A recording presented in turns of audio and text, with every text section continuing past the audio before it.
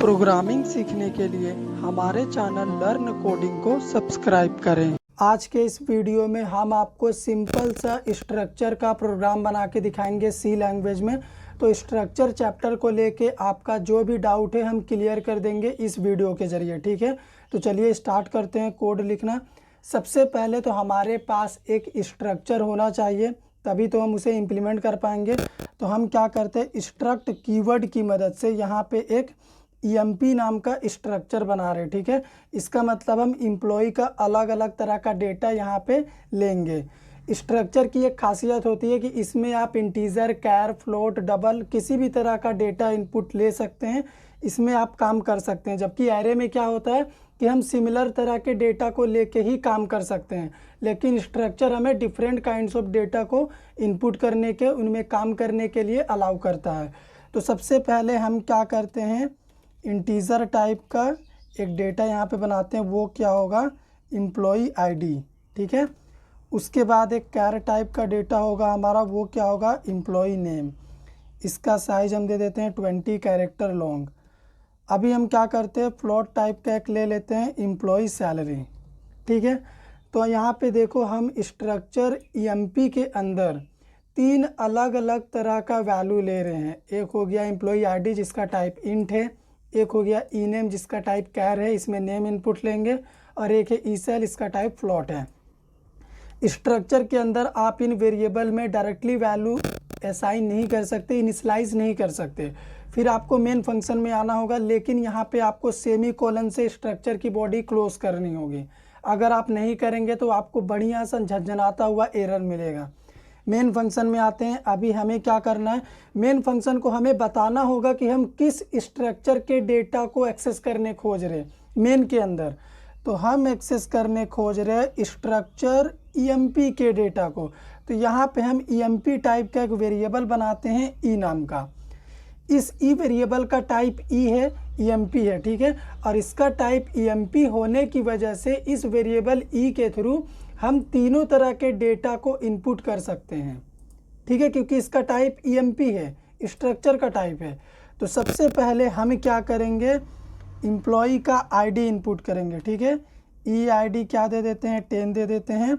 उसके बाद अभी हम क्या करेंगे, एक एम्प्लॉय का नेम ले लेते हैं, जैसे हम नेम ले लेते हैं अंकित, ये हो गया एम्प्लॉय का नेम।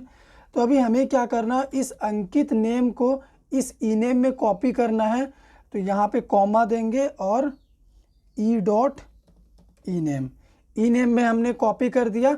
तो ऐसे कॉपी नहीं होगा, आपको क्या करना होगा, प्री डिफाइंड लाइब्रेरी फंक्शन होता है सी लैंग्वेज के पास, आपको वो यूज़ करना होगा, तभी आप क्या कर पाओगे, कॉपी कर पाओगे।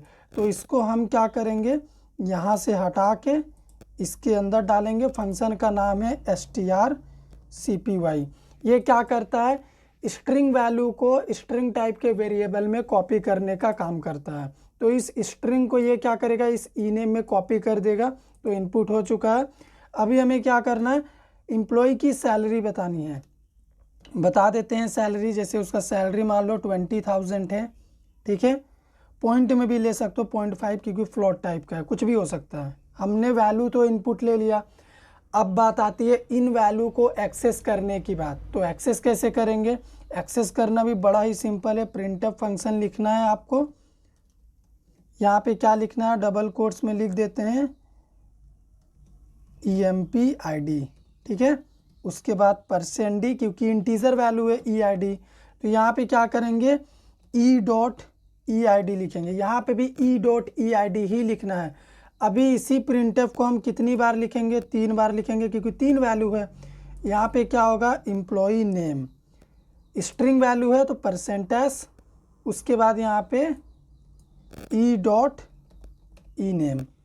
अभी लास्ट में क्या होगा, एम्प्लॉय का सैलरी है, तो यहाँ पे क्या करते, E.esal।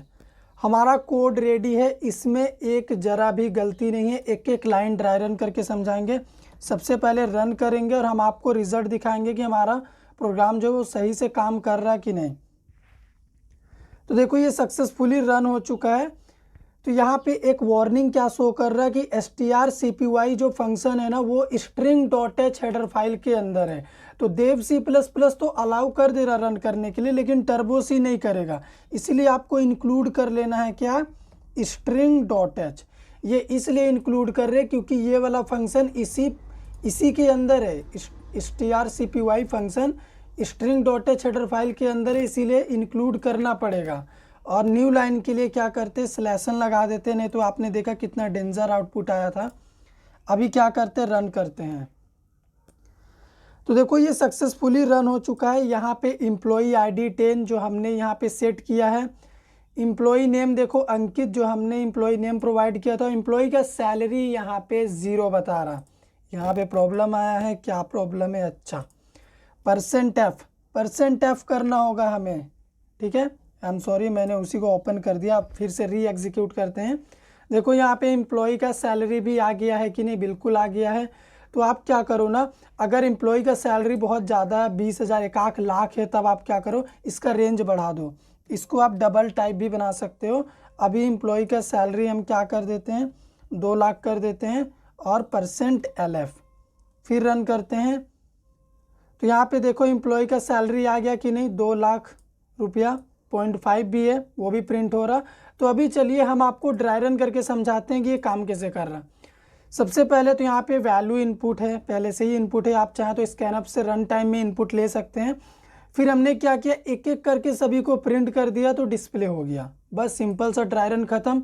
उम्मीद करते हैं आपको समझ में आया होगा। अगर आया हो तो वीडियो को लाइक करिए, शेयर करिए, चैनल पे नए हैं सब्सक्राइब कर दीजिए।